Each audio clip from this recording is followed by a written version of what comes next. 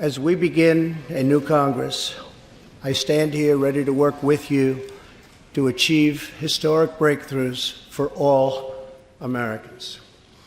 Millions of our fellow citizens are watching us now gathered in this great chamber, hoping that we will govern not as two parties, but as one nation. All right, what's going on, everybody? The regular old midweek update. We're going to get through a couple things. I've made videos on most of it already. There's a few things I haven't really touched on too much. But we'll start with a little bit of course, the State of the Union address. Which, I'm a little biased because I am a conservative, but I gotta say for the president, that was a home run and a half right there. I mean, that was phenomenal. He did an excellent job. Excellent dang job. I'm very proud of him.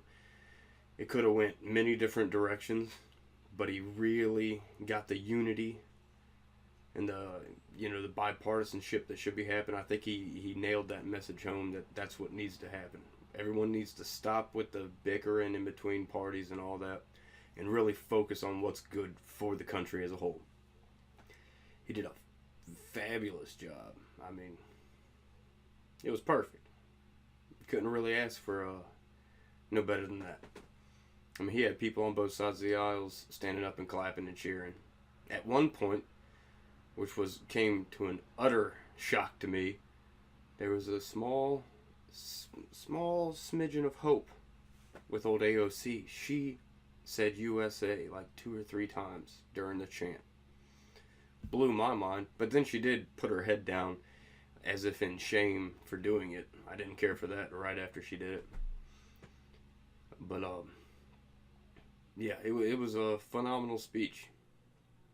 It touched on a lot of good things. He had a lot of good people to mention. He mentioned a lot of stuff that the Democrats probably wish he didn't mention. You know, about how there's more women in Congress than ever in history, and African American, Hispanic Americans, Asian Americans are all doing the best they have in history in the country.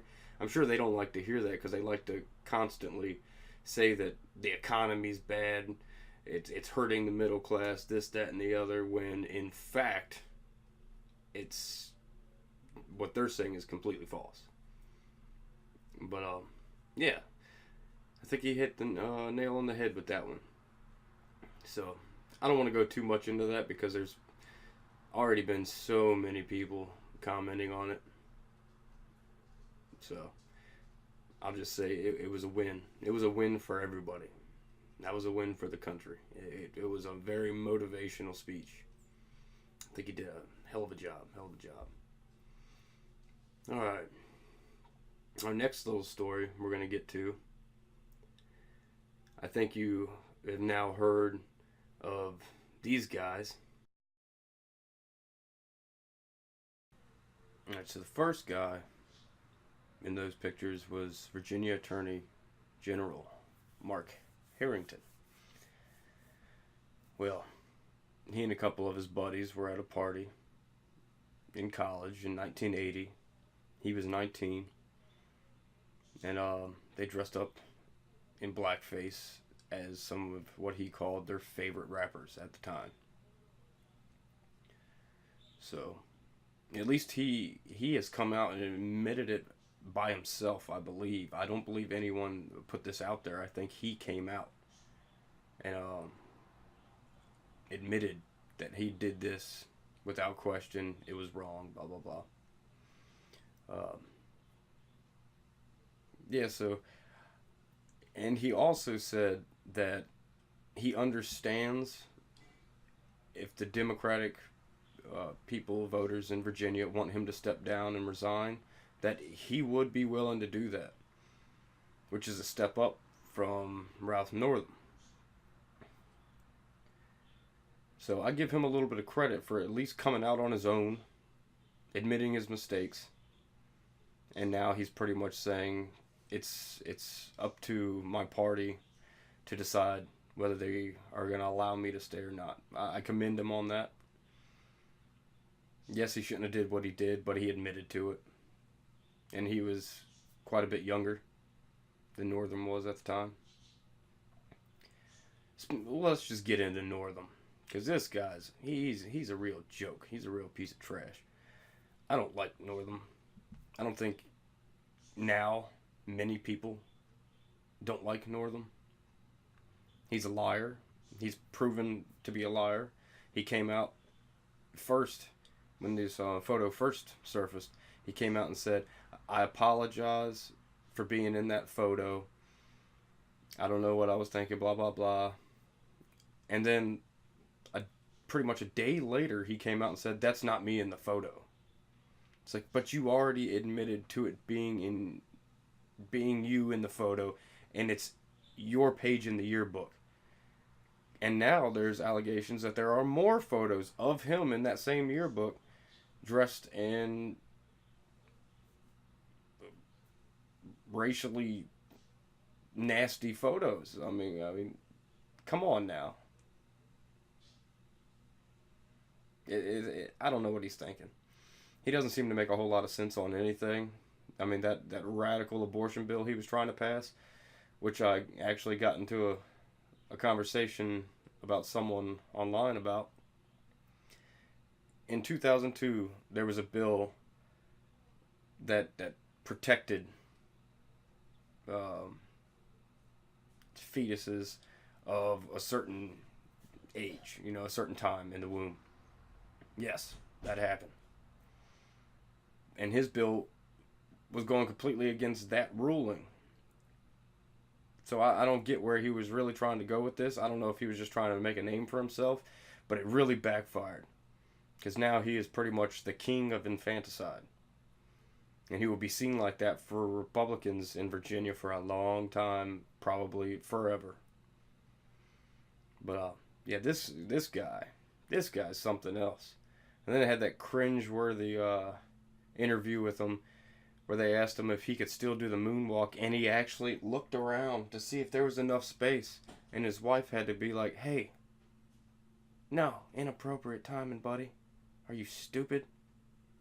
I would love to have been in their house that night just to see what she said to him, because that would have probably been a spectacle in and of its own. But yeah, so that's Ralph Northam for you in a nutshell. He's pro-infanticide, and he did bigoted, racist things on multiple occasions back in the day. These Democrats really need to start vetting their candidates a little bit better, especially him, since his whole campaign was on Gillespie, at Mr. Ed Gillespie, being a racist. Don't vote for Gillespie because he's a racist. Well, look what comes out about you, buddy. Practice what you preach. And then the last guy in the photos, which his case seems to be the one that I'm watching. I don't want to say too much about him, and is Lieutenant Governor Justin Fairfax. Unlike the Democrats, this man is innocent until proven guilty. I'm not gonna jump to conclusions and say that he did this, because I don't know if he did. There's really no evidence saying that he's done this. All it is a woman's testimony, pretty much, that he did this. And that woman is Miss Vanessa Tyson. Which Vanessa Tyson, she came out and she said pretty much that it was at some benefit or something. I forgot the exact details on it, but it was at the 2004 Democratic National Convention in Boston. She said it started out kind of as mutual kissing. Everything was cool. Everything was fine. But then, after a little while of that, he forced her to perform oral sex on him. Which, I don't know if that's true. I wasn't there. I would imagine if it was true, some type of evidence needs to come out to make it true, because you can't just believe all women. Because women are people, and people lie. She says that it's not for any political fame or anything like that, even though, like, her whole career is about politics. I mean, her whole career is all political based. With, she's like a political professor or something. Yeah, she's got a. What has she got? Let me read here. She's got a from Princeton University. She's got a bachelor's degree in politics and a certificate in African American studies. She also obtained a master's degree and a PhD in political science from the University of Chicago.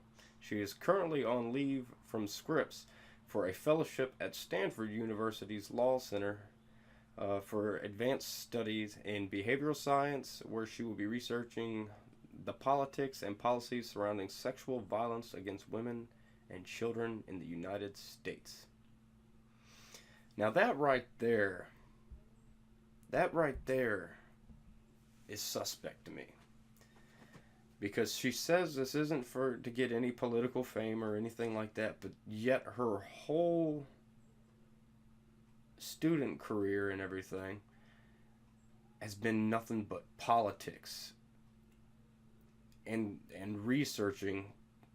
That one really gets me. Researching the politics and policies surrounding sexual violence against women and children. Against women. That makes it a little suspect to me.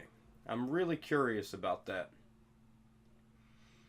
I'd like to see how this one pans out. But like I said, if she can't provide evidence, like concrete evidence, witnesses or anything, it's really her word against his, and that's just not going to work out. If this did happen to her, my sympathies are with her, and yes, he should be disavowed by everybody. Because, that's sexual assault against anybody, man, woman, child, doesn't matter, shouldn't happen. Just shouldn't happen. This is 2019. There's somebody for everybody. Unless you're one of them like Portland SJWs, then you're on your own pretty much. Ugh. But yeah. So Virginia, the Democratic Party in Virginia is falling apart. It is crumbling bad. And nationally, it seems really odd the way the Democrats nationally are handling it. Because I know everyone remembers old Brett Kavanaugh and how they try to throw him under a bus about an allegation that had no corroborating witnesses. And every time a Democrat on television says, "Oh, there was corroborating evidence," they were all either retracted or they admitted straight up that it wasn't true. They were lying. So, shame on y'all for holding that double standard. It's very, very wrong. I mean, hypocrisy is y'all's favorite thing apparently nowadays. Y'all need to get your stuff together, because it's not working out for y'all, as you can see. The nation's watching. Everything nowadays is filmed. Everything. But yeah. Those are some of the biggest stories. That's pretty much what's all been in the headlines. But yeah, that's going to be it for this video. If anything happens of importance, I'll be back on here to make another one. But y'all have a lovely week. I'll catch y'all on the flip side. Like, share, subscribe, all that good stuff too, if you want.